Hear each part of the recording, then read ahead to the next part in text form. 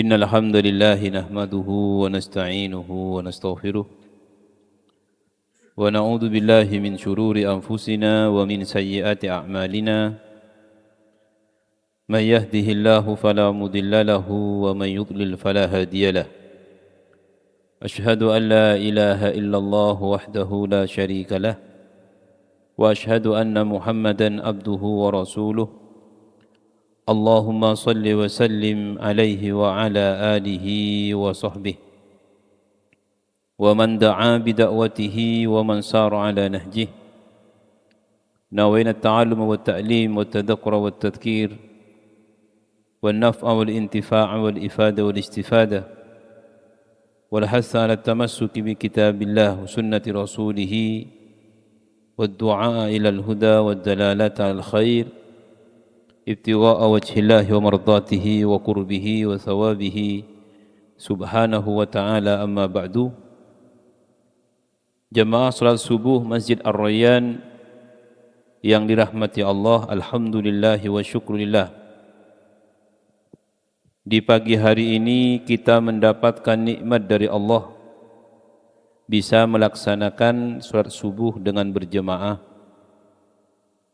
Alhamdulillah wa syukurillah, kita bisa mengisi waktu yang sangat utama ini setelah melaksanakan salatul subhi, salatul fajri, dengan membaca tafsir Al-Quran, mempelajari makna-makna dari firman Allah subhanahu wa ta'ala, yang mana kita insyaAllah akan melanjutkan pembacaan surat Asy-Syu'ara ayat 32.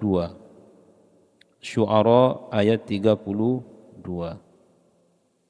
Allah subhanahu wa ta'ala dalam ayat ini berfirman, A'udzu billahi minasyaitonir rajim. Bismillahirrahmanirrahim.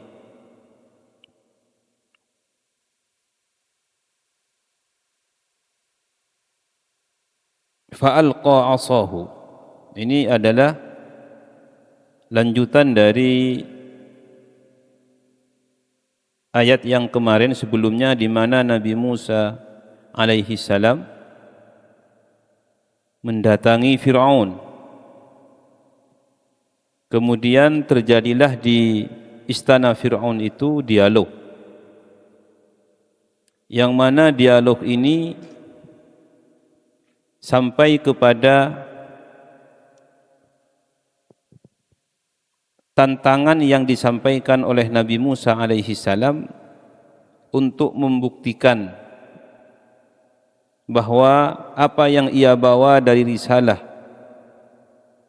dari firman Allah, wahyu Allah subhanahu wa ta'ala, itu benar. Maka kemudian karena pada saat itu yang menjadi andalan, kalau bahasa sekarang itu adalah tukang sihir, maka kemudian ada semacam pembuktian. Dalam kesempatan yang lalu Allah berfirman, qala fa'ti bihi in kunta minas shadiqin, tunjukkan sesuatu bukti yang nyata jika engkau termasuk orang yang benar. Mau bukti, karena tidak ada nabi yang diutus kecuali akan disertakan oleh Allah subhanahu wa ta'ala bukti yang kita kenal dengan mukjizat.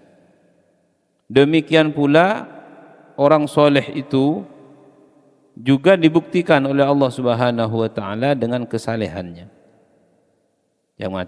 yang mana kita kenal dalam hal ini dengan karomah, yaitu. Tapi bukan diharapkan dan tidak ada kepentingan pribadi. Jadi saya punya karomah, maka begini begitu, enggak. Jadi mukjizat, karomah itu sebenarnya untuk membuktikan saja bahwa di situ ada kebenaran, itu aja. Jadi tidak bisa kemudian dijadikan sebagai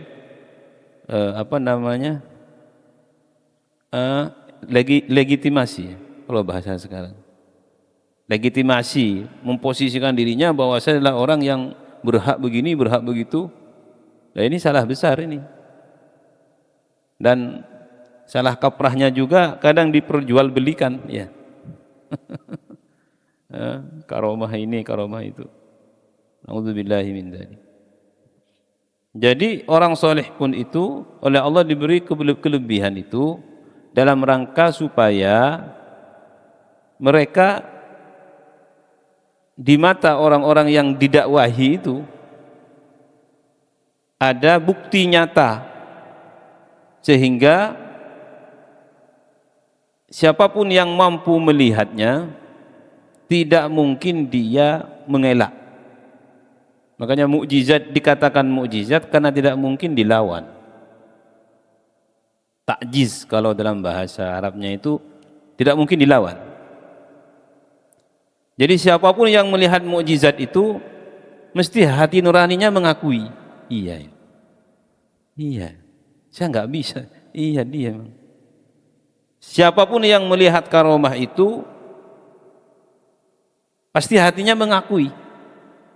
Nah ini konteks dari kelebihan yang kadang kita temukan pada para anbiya dan para sholihin.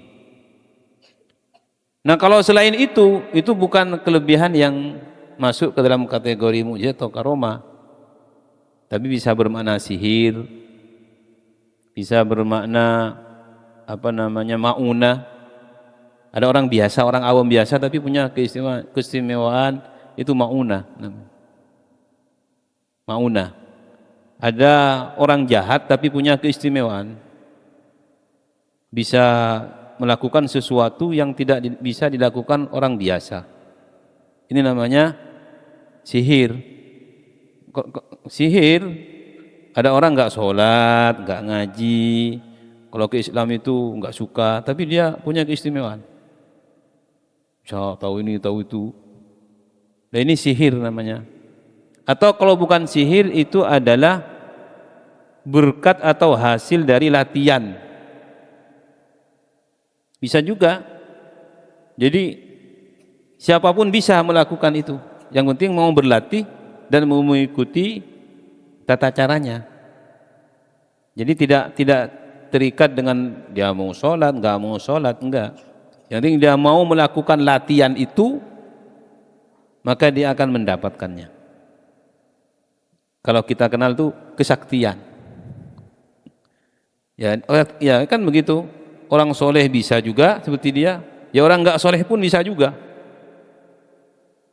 Karena aturannya itu tidak terikat. Orang mukmin pun bisa, orang kafir pun bisa. Tapi kalau karomah tidak mungkin dari orang kafir, mukjizat nggak mungkin dari orang kafir. Dan itu tidak diharapkan cirinya. Panjenengan orang soleh ya. Kita ini insya Allah orang soleh ya. Kemudian mengharapkan karomah, berarti nggak ada pun bukan itu. Karomah itu tidak bisa diharapkan. Saya akan sholat tahajud terus, akan sholat duha terus. Nanti akan punya keistimewaan, nggak bisa. Kalaupun ada, khawatir itu adalah istidraj. Atau istidraj, sesuatu yang akan menggelincirkan dirinya dari jalan kebenaran. Banyak orang tergelincir begitu sudah istiqomah baik, tiba-tiba dia mendapatkan keistimewaan, tahu ini, tahu itu, keluar dari jalan yang sebelumnya itu. Tidak lagi istiqomah menjalankan perintah-perintah Allah dan kewajiban-kewajibannya, tidak lagi. Sudah, kalau bahasanya sudah nyeleneh sendiri gitu. Nah ini juga bahaya. Maka yang paling baik itu adalah sebagai manusia yang bukan nabi, ya jalani yang sudah ada ini. Nanti ada keistimewaan, yo jangan berhenti di situ. Panjenengan ya soleh ya, orang soleh, misalkan ibadahnya baik, ininya baik, terus ingat Allah, nanti akan ada keistimewaan itu. Tapi kan bukan tujuan itu. Sampai kalau saya membaca beberapa hikayat dari para orang-orang soleh itu, orang soleh yang uzlah, yang apa, itu sampai katanya mendengar tasbih dari dedaunan itu. Kalau dia keluar dari rumahnya mau ke masjid, dia mendengar tasbihnya pohon-pohon itu loh. Subhanallah, subhanallah, subhanallah, begitu. Nah kalau panjenengan mungkin dengar kan merasa sudah nomor 1 di dunia ini. Nah, hal-hal seperti ini jangan mengecohkan. Itu tidak ada apa-apanya. Kenapa? Karena melihat situ yang luar biasa. Itu bukan luar biasa, itu biasa aja. Itu dikatakan tahapan awal. Jadi manusia ini pada hakikatnya setelah Allah menurunkan para wahyunya melalui para nabi ini, itu jalan terbaik. Jalan terbaik, perintahnya jalan terbaik. Nah tadi hal-hal itu aksesorisnya saja sebenarnya. Dan banyak dari orang-orang itu tergelincir disebabkan ini. Dia diuji dengan kelebihan-kelebihan keistimewaan sehingga dia merasakan saya yang paling ini dan saya berhak mendapatkan penghormatan dan sebagainya. Na'udzubillahi min dzalik. Itulah kesesatan yang nyata. Makanya kalau penjenengan nanti mendapatkan keistimewaan, tidak perlu cerita. Iya, saya begini Pak, saya bisa begini. Paham nggih? Kalau itu sifatnya keistimewaan yang memang bukan dari hal-hal yang tidak baik. Kalau yang tidak baik ya kita bertaubat kan begitu. Artinya ada orang soleh itu kemudian oleh Allah dibukakan beberapa keistimewaan. Ada itu. Dan panjenengan juga bisa demikian, bisa. Soleh, hatinya bersih, pikirannya enggak kemana-mana, fisiknya taat, pasti ada kelebihan. Itu tidak perlu lagi diragukan, tidak perlu, mesti ada kelebihan. Tapi sekali lagi itu bukan tujuan. Itu bukan tujuan. Qala fa'ti bihi in kunta minas shadiqin fa'alqa 'asahu fa idza hiya su'banun mubin. Jadi saya sampaikan ini karena banyak dari orang awam ini percaya terhadap sesuatu yang luar biasa. Kepercayaannya ini sampai kepada tahapan keyakinan sebagaimana kita mempercayai Tuhan. Nah ini enggak benar. Di masa Fir'aun itu mereka mempercayai ahli sihir itu, kenapa? Karena mereka bisa melakukan sesuatu yang luar biasa. Bisa merubah tali menjadi ular dan semisalnya. Sehingga itu kemampuan yang membawa masyarakat dan warga di sekitar istana sekalipun, atau bahasa kita ring satunya, yaitu percaya 100%. Berarti ini orang yang terbaik itu yang ini. Nah, Nabi Musa oleh Allah Subhanahu wa taala diutus untuk menghadapi mereka. Nah, para nabi itu enggak sama. Nabi Musa itu diutus untuk bersama mereka. Kalau nabi kita menghadapi orang Quraisy, itu berat, itu menghadapi orang biasa. Orang Quraisy kan begitu. Orang Quraisy itu terkenal dengan ketokohannya, kalau bahasa kita keningratannya. Terkenal. Nah, kok ada, padahal dari mereka juga kan. Nabi kita kan orang Quraisy. Nah, mereka itu dihadapkan kepada hal-hal seperti itu, Nabi juga berat. Enggak gampang gitu. Qala fa'ti bihi in kunta minas shadiqin fa'alqa 'asahu fa idza hiya su'banun mubin. Maka kemudian Nabi Musa melemparkan tongkatnya, fa'alqa 'asah fa idza hiya su'banun mubin. Tongkat itu menjadi ular besar yang benar, mubin yang benar, bukan ilusi. Jadi perubahan itu perubahan yang benar. Ini harus diyakini, kalau gini ya digigit ya sakit gitu, nggak hilang. Dan ininya perbedaan antara yang hak dan yang batil. Antara yang hak dan yang batil, sama-sama ular, sama-sama ular. Ya Nabi Musa dihadap tongkatnya menjadi ular, para penyihir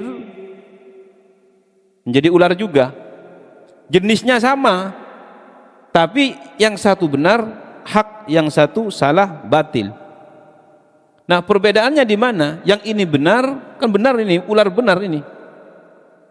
Adanya ular benar, ada perubahan yang benar-benar terjadi. Kalau ini tidak benar, berarti hanya hayalan dan ilusi. Nah, demikian pula kebenaran dan kebatilan. Yang batil itu tidak akan kuat. Ilusi, kebatilan itu adalah ilusi yang ada pada setiap pikiran orang yang mengikutinya. Ilusi itu sesuatu yang tidak nyata. Makanya tidak ada kebatilan kecuali akan berujung kepada kecelakaan. Dan tidak ada kebenaran walaupun di awal dia berat kecuali akan berujung kepada kesuksesan dan kebahagiaan. Itu sudah kaidah umum. Falqa asahu fa idza hiya su'banun mubin. Ketika Nabi Musa melemparkan tongkatnya, tongkat itu menjadi ular besar. Ini kalau dalam cerita itu yang masuk ke kita itu kan punya Nabi Musa ularnya besar, punya penyihir ularnya kecil. Nah, di sini tidak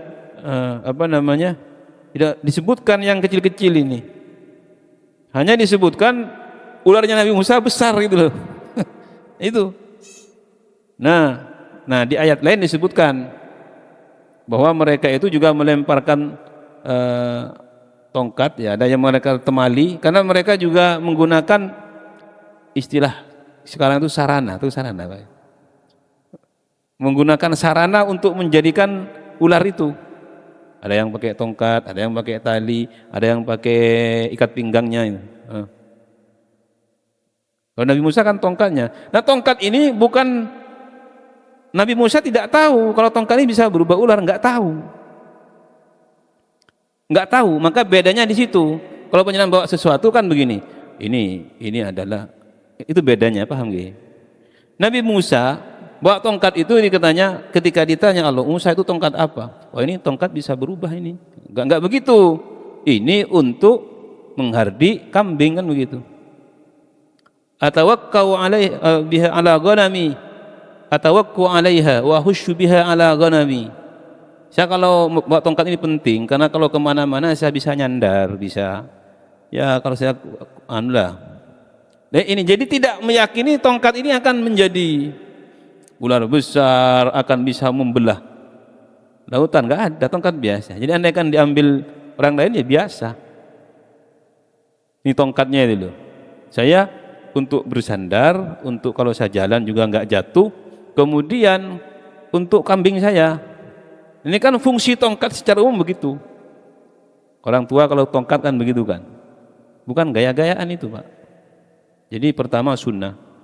Orang itu kalau sudah 40 tahun pakai tongkat itu sunnah. Loh, iya. Iya, jadi di kitab disebutkan kalau sudah 40 tahun pakai tongkat itu sunnah. Ya, panjenengan itu inginnya kalau sunnah kan dilaksanakan kan, semua sunnah Nabi kan. Loh iya Pak, bener. Ya, jadi tongkat itu kalau kita lihat hukumnya ya, semua Nabi itu rata-rata pakai tongkat. Semua Nabi, kecuali Nabi Isa, saya nggak pernah mengetahui. Tapi juga dalam riwayat memegang. Nah kalau selain beliau, para Nabi itu 40 tahun, saya pernah membaca ada ibaratnya.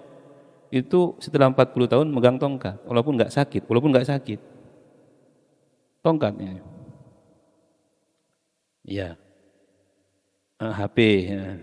Nah sekarang masalahnya kan begini, kita ingin melaksanakan semua sunnah ya, minimal kalau nggak mau ke masjid, di rumah sering tongkat sendirilah jalan-jalan dengan ya kan begitu Pak ya. Ada seorang ulama besar, dia itu setiap ngaji itu tidak ada sunnah kecuali akan saya lakukan. Tidak ada sunnah Nabi. Ini beliau kalau ngaji mesti mendengarkan pengajian itu, materinya kalau yang disampaikan sudah dia amalkan ya wis. Jadi menunggu penjelasan, pembahasan apa sunnah yang belum saya laksanakan. Jadi beliau itu punya cita-cita walaupun sekali akan saya laksanakan. Nah, ini kita harus begitu juga kan. Tapi insya Allah kita semua di rumah kan punya tongkat semua. Jadi itu yang pertama, tongkat. Kemudian tongkat itu banyak fungsinya. Salah satunya tadi yang disebutkan dalam Al-Quran yang dikatakan oleh Nabi Musa. Jadi itu. Nah tadi ulama tadi, orang alim tadi, semua dia lakukan di sunnah itu. Karena dia punya cita-cita selama saya hidup apapun sunnah Nabi, sekecil apapun akan saya lakukan, walaupun sekali. Nah ketika akan meninggal, keluarganya ketika itu bertanya dan heran juga, kenapa setiap mau dicukur rambutnya nggak mau beliau. Makanya beliau kemudian mengatakan, saya itu punya cita-cita dari dulu, setiap saya ngaji, setiap saya belajar agama, semua sunnah harus saya lakukan walaupun sekali. Tinggal satu, Nabi itu SAW bukan sunnah dalam makna sunnah yang qauliyah fi'liyah itu ya. Artinya semua yang pernah Nabi lakukan ya, yang pernah Nabi praktekkan itu loh. Itu ingin beliau lakukan. Satu, rambut Nabi SAW itu sampai kuping kan. Dan kadang ke belakangnya sampai ke leher bawah ini. Artinya menjuntai ke pundaknya. Dan itu tren zaman itu. Di tren zaman Nabi itu enggak ada rambut cepak, itu enggak ada. Ya, karena bahkan kalau apalagi ketika itu kan militernya itu harus rambutnya panjang-panjang. Lebih terkesan berani. Dan Nabi juga seperti itu. Dan para nabi juga begitu rambutnya, enggak ada yang cepak-cepak itu. Nah, maka kemudian ketika beliau akan dicukur enggak mau, jangan. Berarti rambut beliau ini selama ini sering dicukur ya, kayak kita lah, panjang dikit sudah gatel dicukur ya nggak apa-apa Pak, nggak dosa. Apakah ini menyalahi sunnah? Ya enggak. Jadi Nabi itu kan rambutnya itu sampai ke kuping, atas kuping, kalau panjang ke belakangnya sampai ke bahu, ke pundak ini, atasnya, bukan ke bawah kayak perempuan, enggak. Kayak ya sekarang begitulah, pokoknya panjenengan bisa lihat itu rambut Nabi SAW begitu. Dan beliau mengatakan, semua sunnah Nabi semampu saya lakukan walaupun sekali. Hanya satu ini yang belum saya lakukan. Memanjangkan rambut, saya ingin rambut saya ini seperti rambut Nabi SAW. Walaupun hanya sekali dalam akhir hayat saya. Dibiarkan, jadi kalau sudah sampai di sini dipotong lagi gitu. Nah inilah di antara himmah. Himmah itu keinginan kuat yang dirasakan oleh orang-orang soleh, oleh orang-orang yang ingin iktidak dengan Rasulullah Sallallahu Alaihi Wasallam. Pokoknya jadi dia senantiasa disambungkan dengan Nabi Sallallahu Alaihi Wasallam. Setiap aktivitasnya tersambung dengan Nabi Sallallahu Alaihi Wasallam. Maka sampai dikatakan dalam beberapa keterangan, kalau saya katakan keterangan bukan hadis berarti. Jadi panjenengan baca kitab, baca hasyiahnya, syarahnya itu kan keterangan namanya. Keterangan ulama itu kalau ada orang ingin anaknya itu baik, soleh, maka harus dalam setiap aktivitasnya dia ketika berinteraksi dengan anak itu harus ada ingat ya, atau iling kalau bahasa kita itu, ini dengan Rasulullah, dengan sahabat, atau dengan orang soleh. Harus ada muwafaqat istilahnya itu, kesamaan. Ada seorang ulama besar, dia ditanya, punya anak 7, semuanya baik semua, semuanya soleh semua. Itu kan jarang Pak. Ada punya anak 3, yang 1 baik, yang 2 malah. Kadang yang 2 baik, mesti ada 1 yang. Ini ditanya, apa rahasianya? Rahasianya itu dulu ketika saya akad, yang kita kan sudah terlewat ini kan, ini intinya sebuah contoh saja. Dulu ketika saya akad dengan istri saya menikah itu, pada saat akad itu saya ingat Rasulullah saja, bahwa ini ya Rasulullah, saya lakukan untuk mengikuti sunnahmu. Itu yang mendominasi pikirannya. Mudah-mudahan dipahami ini. Dan ini jarang orang menikah itu, kadang-kadang dia mikir calonnya kan begitu. Mikir masalah, kadang-kadang pusing mikir sesuatu yang lain. Dah dia itu tidak menata diri, mempersiapkan pernikahannya dan di hatinya itu, di pikirannya, di jiwanya hanya satu, ya Allah saya lakukan ini, ya Allah saya lakukan ini demi Rasulullah SAW. Ini adalah sunnahnya. Dari dasarnya itu begitu, bukan karena yang lain, bukan karena saya mencintai istri saya ya enggak. Ya Allah saya lakukan ini karena ini melaksanakan sunnahmu. Maka karena kita ini sudah terlewatkan, ya kayak ini yang baru harusnya begitu. Ya panjenengan kan baru menikah ya. Nah, begitu pertama langsung. Nah itu katanya menyebabkan, yang kata beliau kan ditanya, saya nggak pernah didik anak saya begitu, begini enggak. Jadi beliau mendidik anaknya itu ya biasa aja, ya dia sekolahkan, ya dijaga, itu aja semampunya dia. Dan dia mengatakan saya tidak pernah terbebani dengan anak saya. Artinya walaupun mungkin berat, membiayai apa, nggak pernah terbebani. Nah ini dua ini yang menjadi pelajaran bagi kita. Yang pertama, apapun yang disambungkan dengan Allah, dengan Rasulullah, dengan para sholihin, itu ada keberkahan, ada kebaikan. Semua bukan hanya itu ya, bukan semua itu. Panjenengan kini ngaji ya karena saya ingin tersambung dengan Rasulullah, dengan agama. Ini akan terasa keberkahannya. Fa'alqa 'asahu fa idza hiya thubanun mubin wa naza'a yadahu fa idza hiya baydha'u lin-nadhirin. Jadi ada dua pembuktian dari Nabi Musa. Yang pertama tongkat yang menjadi ular, yang kedua wa naza'a yadahu, dan dia mengeluarkan tangannya. Mengeluarkan dari dalam bajunya. Berarti dulu itu bajunya itu enggak kayak gini, Pak. Jadi jubah. Jadi ketika memegang tangannya fa idza hiya baydha'u lin-nadhirin, tiba-tiba tangan itu menjadi putih bercahaya bagi orang-orang yang melihatnya. Jadi bagi orang-orang yang melihat tangan itu putih bercahaya pada saat itu. Itu dikatakan Nabi Musa juga enggak tahu. Makanya ini mukjizat ataupun karomah itu bukan karena hasil latihan, bukan. Andaikan dari hasil kedikdayaan atau kesaktian yang dilatih, dia tahu saya bisa begini, saya bisa motong besi, saya bisa kalau begini kan begitu. Nah, mukjizat karomah itu tidak. Nabi Musa hanya nurut perintah Allah, masukkan ke ketiakmu, tarik, akan bercahaya. Dia ada jubah, dimasukkan ke ketiaknya, dibuka dari dalam bajunya itu, naza'a yadahu. Jadi mengeluarkan tangan tiba-tiba bercahaya. Nah, dua hal ini tidak bisa dilakukan oleh tukang sihir. Tukang sihir bisa melakukan perubahan dari tongkat ke ular, tapi tidak nyata.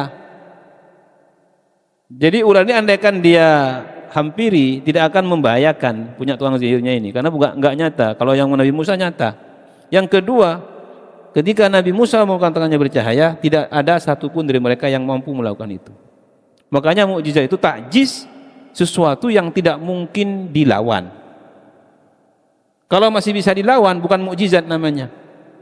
Karomah hampir sama seperti itu, untuk membuktikan bahwa ini orang soleh. Kamu itu jangan mengganggunya, itu orang soleh, orang yang dijaga oleh Allah Subhanahu wa Ta'ala. Walaupun dia sendiri nggak paham, nggak tahu itu. Walaupun dia sendiri nggak tahu, nggak paham. Nah, contohnya seperti apa? Ini juga ada dalam kitab. Suatu ketika ada seorang guru dan murid. Ya, gurunya kan tentu lebih pintar, lebih alim, ibadahnya mungkin lebih bagus dari muridnya kan. Tapi muridnya ini punya keikhlasan dan kesalehan yang tidak dimiliki gurunya. Dari sisi kepintaran dia ngaji ke gurunya, tapi dari sisi kesalehan dan ketulusan gurunya mungkin kalah sama dia. Paham ya? Ternyata ini menyebabkan keutamaannya. Dia sendiri nggak paham. Suatu ketika gurunya ini mau berangkat haji, guru naik kapal. Nah, ketika ini kapalnya mau berangkat, tasnya gurunya itu tertinggal. Kan namanya murid kan nganter ya. Paham gak? Tasnya gurunya yang berisi barang-barang penting, dokumen, tertinggal itu. Ketemu sama dia, aduh, ini guru sudah jalan gitu. Jadi panik, dia lari. Di mana larinya? Lari di atas air itu. Nah dia ketika lari nggak tahu kalau dia, saking paniknya, paham ya? Saking paniknya, yang penting dipikirnya hanya satu, ini harus karena guru saya kan kalau haji 7 bulan dulu loh. Pokoknya ini harus sampai ke guru saya ini. Dengan cara apapun ya sudah berangkat, lari dia. Ini. Dikasih. Ya orang-orang di kapal heran semua, dia tetap nggak sadar. Syekh ini anunya, tasnya dikasih, iya wis, balik lagi dia. Baru setelah nyampe, loh iya kok tadi saya lewat, balik lagi, paham gak? Itu salah satu karomah begitu. Jadi dia yang ada di pikirannya hanya satu, saya harus berbakti ke guru saya, paham gak? Pokoknya ini saya kalau ini nggak disampaikan guru saya nanti akan pusing, bingung. Saking itunya menguasai, Allah membantunya dari ketulusan itu. Ya gurunya geleng-geleng kepala. Saya begini ini ya nggak bisa begitu. Tak paham ini ceritanya ini. Dari mana ini? Bahwa kealiman, kepintaran dan ibadah yang kuat oleh gurunya ini belum tentu memberikan menjadikan dia memiliki karomah itu. Nah dia hanya ngaji dan hatinya bersih. Kalau 100% saya ngabdi ke guru saya, wes, pokoknya guru saya harus tenang, harus apa yang saya akan saya lakukan. Sampai enggak lihat bahwa di hadapannya air. Sehingga dia lewat gitu balik lagi. Baru di pantai, loh, iya. Nah itu pun tidak kemudian mengatakan begini setelah nyampe di pantai. Nah berarti saya sudah enggak. Ya Allah, karomahnya guru saya bisa jalan, paham gak? Kata muridnya itu, ini bukan saya, karomahnya guru saya.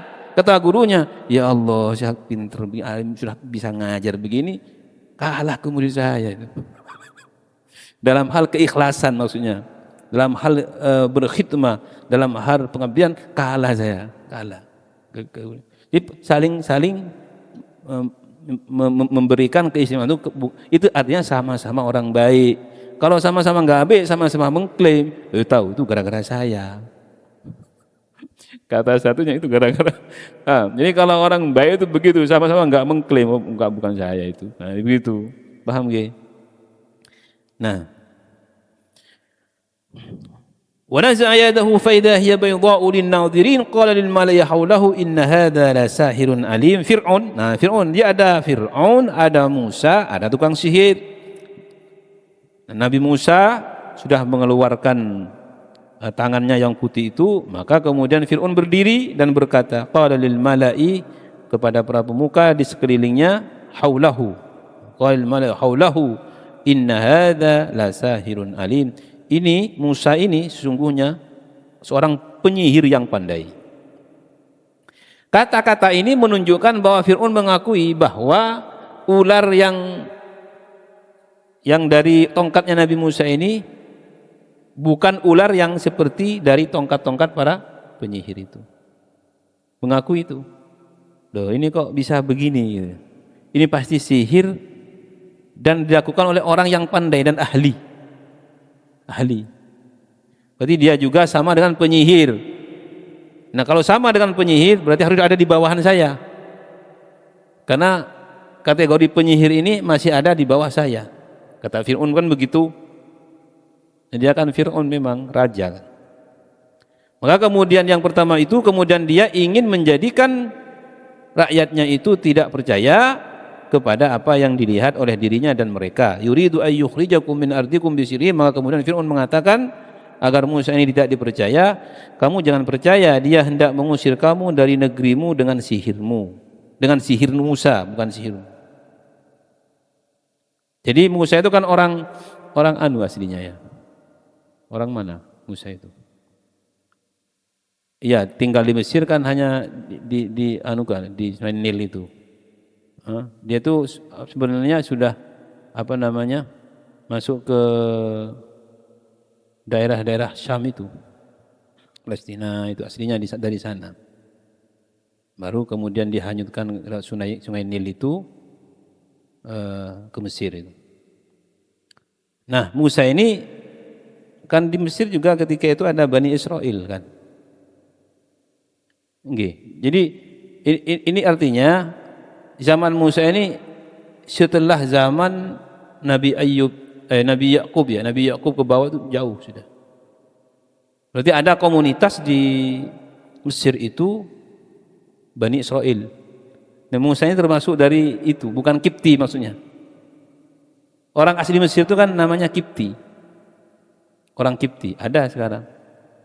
Kipti. Nah, Nabi Musa ini dari Bani Israel. Makanya ketika ada pertengkaran, Nabi Musa itu kan membela yang Bani Israel dan memukul yang Kipti hingga mati. Ini yang menjadi beliau dikejar. Nah, Fir'aun kemudian menjadikan isu ini untuk supaya orang lain terpengaruh. Kamu jangan ikut itu bukan orang sini. Subhanallah, ya ternyata yang dari dulu itu hampir sama fenomenanya itu sama. Sampai sekarang masih ada begitu. Jadi tidak melihat kebaikan atau tidak melihat agama, tidak melihat keyakinan sebagai landasan utama. Ya susah kalau begini. Ini kalau bahasa sekarang ini bisa dimasukkan ke dalam kategori rasis. Atau rasis Pak. Rasis itu. Jadi rasis itu kalau dalam bahasa saya itu saya nggak mau tahu itu benar apa enggak. Yang penting bukan golongan saya nggak mau ikut. Itu satu kesesatan yang nyata. Itu bahaya itu. Makanya jangan sampai kita itu kiblat kita itu ya kebenaran ini, agama ini. Mau datang dari siapapun jangan sampai mengganggu. Dan itu sekarang diusung untuk merusak dan menciptakan keraguan-raguan di hati umat Islam ini. Tujuan utamanya satu, kamu itu jangan ikut Muhammad. Jangan ikut Rasulullah, jangan. Karena dia bukan orang sini gitu loh. Bahaya itu. Bahaya. Saya kadang-kadang berpikir, ya Allah, mudah-mudahan selamat. Hati ini juga selamat. Karena mereka melihat satu tempat saja. Padahal dunia ini kan sama sebenarnya kan. Tapi jangan mengatakan sama, semuanya bumi Allah kita. Ya memang bumi Allah. Ada cerita di Margomulyo itu. Udah saya sampaikan gitu. Ada orang nempati di situ lama, kemudian disuruh pindah, nggak mau. Oh ini bumi Allah kok, sama aja. Ini bukan begitu caranya. Artinya memang ini bumi, tapi manusia ini pada hakikatnya ketika masuk ke alam barzah dan alam akhir itu sama. Mau datang dari penjuru dunia manapun sama, penghitungannya sama, hisabnya sama, malaikatnya sama. Masuk alam kubur itu nggak hitung-hitung. Kamu orangnya orang Jawa, kamu orang Afrika, kamu nggak sama, ditanya sama. Makanya di dunia ini jangan terlalu ke sana. Memang dalam momentum tertentu itu bisa dijadikan sebagai rujukan, tapi tidak bisa dijadikan sebagai dasar dalam menentukan kebenaran. Tidak. Loh ini yang begini karena kita orang Indonesia, itu orang Arab, ini enggak benar itu. Bukan ukuran. Dan ujung-ujungnya yaitu tadi. Bukan untuk mengeluarkan, tapi untuk meragukan. Bukan ingin mengeluarkan kita dari Islam, tidak. Tapi supaya minimal kita ragu dan kemudian muncul prinsip-prinsip lain yang nanti seakan-akan tidak lagi mau membaca Al-Quran yang berbahasa Arab itu. Berbahasa Arab kan? Seperti itu. Maka hati-hati, mohon kepada Allah keselamatan. Mohon kepada Allah keselamatan. Qalu arjih wa akhahu wa ba'ats fil madaini hasyirin. Yuridu an yukhrijakum min ardikum bisihrihi famadza ta'murun. Ini ternyata Fir'aun ini setelah menyampaikan sikapnya, Musa ini hendak mengusir kamu dari negerimu dengan sihirnya, maka menurut kalian bagaimana ini? Mengharap jawaban bahwa tukang sihir itu kita bunuh saja. Qalu mereka menjawab, arjih wa akhahu wa ba'ats fil madaini hasyirin. Ini belum berkumpul berarti ya. Berarti ini pembuktian di depan Fir'aun saja dulu. Secara pribadi ini berarti. Secara pribadi. Jadi berarti Nabi Musa ini melakukan itu 2 kali. Ya. Melakukan 2 kali Nabi Musa. Karena di depan Fir'aun tadi kan. Kemudian yang tangan itu juga di depan Fir'aun itu. Berarti belum ngundang penyihir. Baru kemudian menurut kalian gimana? Ya sudah. Dan Nabi Musa memang itu tujuannya. Paham Nabi Musa. Sebelumnya tidak tahu bahwa tongkatnya akan jadi ular, tidak tahu bahwa tangannya akan pun, nggak tahu. Tapi setelah ini tahu bahwa berarti saya ini oleh Allah akan dihadapkan kepada para penyihir. Berarti ini dua kali terjadi. Ini yang pertama. Yang pertama. Qala lil mali haulahu inna hadha la sahirun alim. Yuridu ayyuhyijakum min ardikum bi sihrihi famada ta'murun. Qalu arjih wa akha. Maka mereka menjawab, tahan dulu, jangan biarkan Musa pergi dan saudaranya. Wab'ats fil madaini hasyirin, dan utus kepada seluruh negeri ini orang-orang yang akan mengumpulkan penyihir. Semua ahli-ahli sihir dikumpulkan di satu lapangan.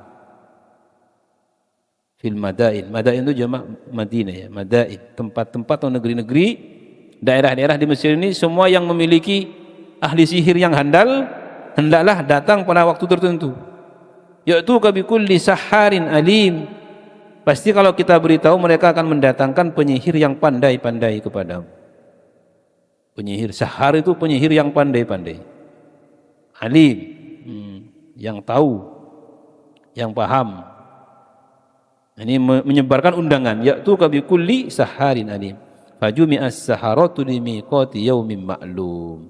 Lalu dikumpulkanlah penyihir itu pada waktu yang ditetapkan, pada hari yang telah ditentukan. Wa qila lin-nasi hal antum mujtami'un, diumumkan kepada banyak manusia, berkumpullah kamu semua. La'allana nattabi'us saharata in kanu humul ghalibin, agar kita mengikuti penyihir itu jika mereka menang. Ini ada apa namanya? Kemudian yang kedua ini di lapangan ada pertemuan antara Nabi Musa dan penyihir. Kita tahu kan bahwa Nabi Musa menjadi pemenang dari apa namanya, kontes ya, bukan kontes, apa itu? Saya nggak tahu apa namanya, ada itu istilah, ada di kepala saya tapi tidak bisa saya sampaikan. Ya, semacam itu ya. Artinya ya. Mungkin ada yang perlu disampaikan, monggo. Ya monggo. Demonstrasi ya, demonstrasi. Iya. Atraksi demonstrasi. Pak, lanjut nggih. Monggo, Pak. Waalaikumsalam.